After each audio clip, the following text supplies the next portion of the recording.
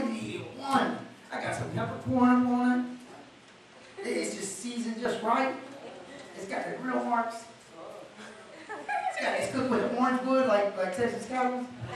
What? What did I tell you about all you can eat on Monday? You got that. Oh, you got a big old smile. I know he likes the steak. I don't know who don't like steak. But don't eat the king's meat. And the little things, like what we listen to, and what we watch on TV, we think, they ain't gonna hurt us. That's just something stupid.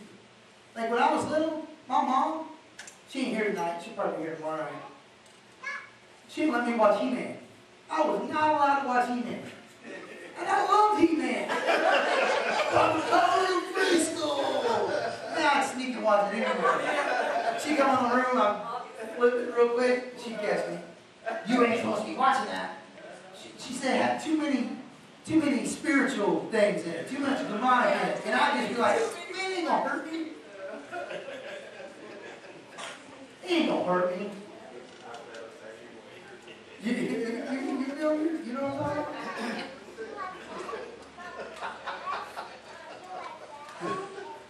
about? That's why I was wrong with you today, because I snuck it in it anyway. The Lord's still working on me, Bible. There's a mighty work to be done. But we gotta be careful with the little things. Because the devil knows. He's got it planned out. He keeps throwing these little trinkets and hors d'oeuvres and steak out at you. And he knows that it's sacrificed to other gods. Sometimes we don't do our research. We just, okay, we'll eat whatever's in front of us because it looks good. But we won't do the research. Kind of like the wise man built his house upon the rock and the foolish man built his house upon the sand. I'm sure that ground looked the same. But one did some research and dug down and made sure it was a good foundation. The other one said, well, he can do it, I can do it. And mighty was the fall. We need to be careful of what we partake of. Because if we partake long enough, God says, Jesus said, what goes in doesn't defile a man's what comes out. But if you partake enough, it's going to come out. Because what comes in, comes out. So you got to be careful. So I want y'all to flip on down. What are y'all over there cutting up about? I have to call the pastors down. You know you dream about that 1 or 2 times. You know to call your dad down because you was called down when you was little. I was called down a few times. And when I wasn't, I was snatched up by my mom and taken out with a switch.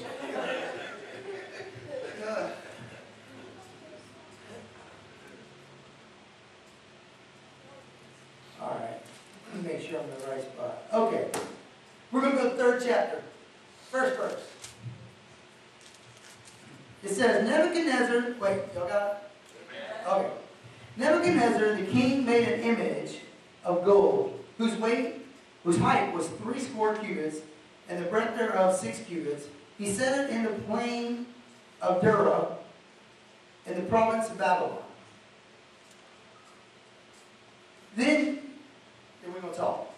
So he set this thing up, and he said, with the dulcimer, that's the only instrument in there I know what it is, because my little cousin plays it up in Kentucky. And I was like, what is that? That's a dulcimer. Okay.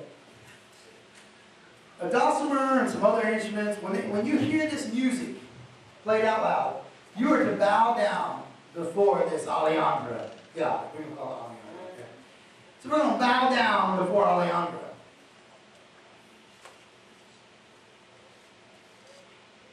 But now, these children of Israel, you know, they were like the king's right-hand man.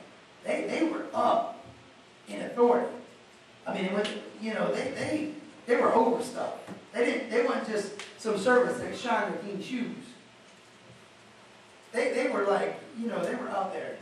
The king looked, you know, put a lot of time, investment in them. He loved these boys. He kind of made them his sons. They were kind of like adoptees. You know what I'm saying?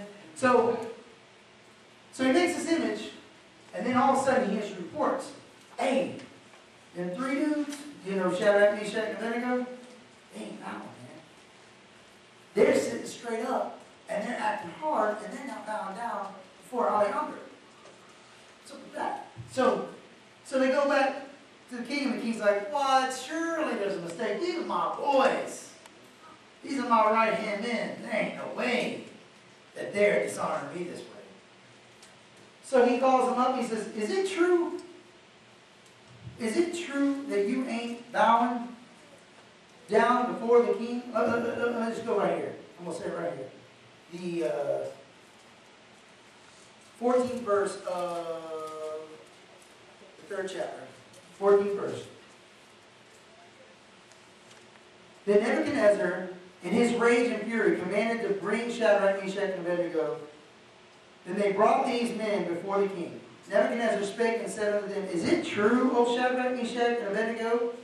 Do not ye serve my gods, nor worship the golden image that I have set up? Now if ye be ready, that at what time ye hear the sound of the cornet, oh, actually I do know what that is. Flute, I know what that is too. Harp, I know what that is too. Sack, I don't know what that is. The sackbut, the psaltery, and the dulcimer. And all kinds of music. Ye fall down and worship the image which I have made, Alejandro. Well, but if ye worship not, ye shall be cast the same hour into the midst of a burning fiery furnace. And who is that God that shall deliver you out of my hands?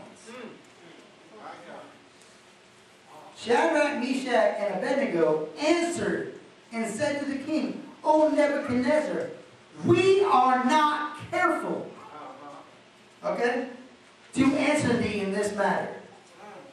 Now, we just talked about you don't cross-talk the king or you're going to die. But these boys just said, look, I'm going to tell you how it is, king. We are not going to bow.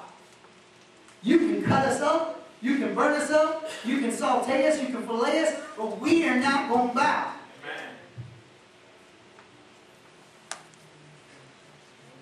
Let me just read that again. I like that part. Shadrach, Meshach, and Abednego answered and said to the king, O Nebuchadnezzar, we are not careful in answering you in this matter. Not careful. We don't care what you say. We recognize one of more authority than you. You might be king. You might rule this land. You might think you're a god. But I serve the God of all gods.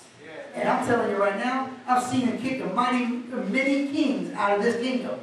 I've seen him come and I've seen him go. But God has stayed on the throne. And I've stayed the right-hand man. Because of God.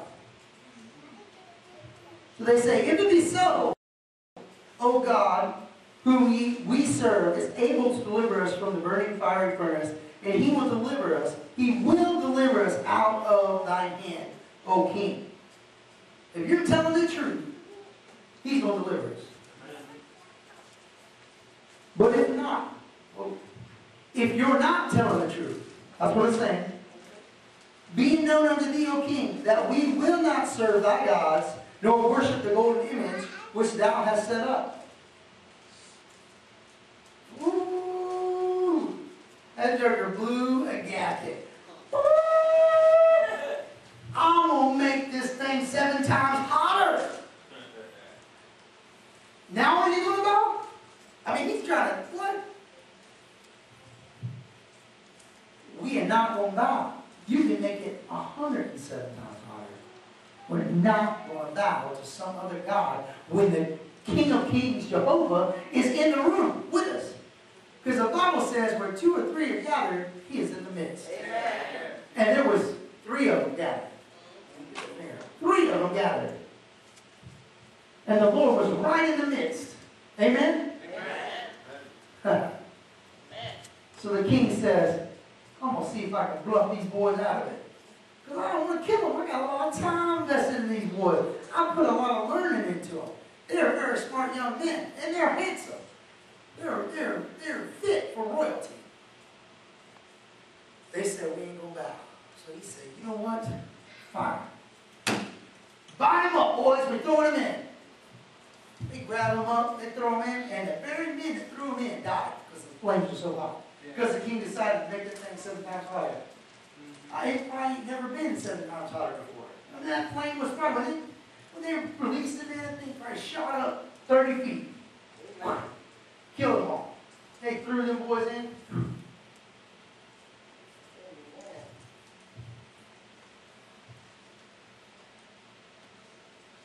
Nebuchadnezzar walks over there. Hey! Somebody fall in there? Y'all throw somebody else in there? Didn't I say only 3? Didn't I say only 3 people go in there? You imagine him getting a little loud. Didn't I say that? Didn't I only command 3 people to go in there? Why is there 4?